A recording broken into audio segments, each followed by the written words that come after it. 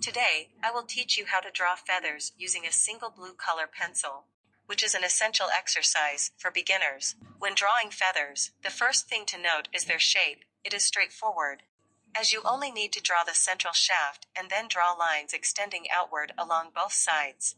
This drawing method can also help you practice drawing animal fur.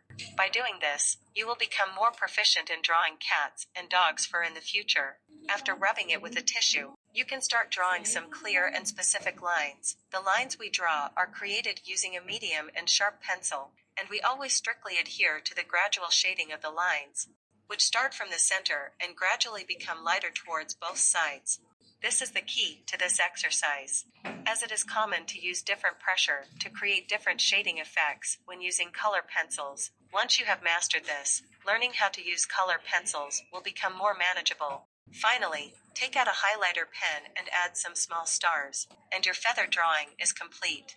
This tutorial is very suitable for beginners to practice. Have you learned it?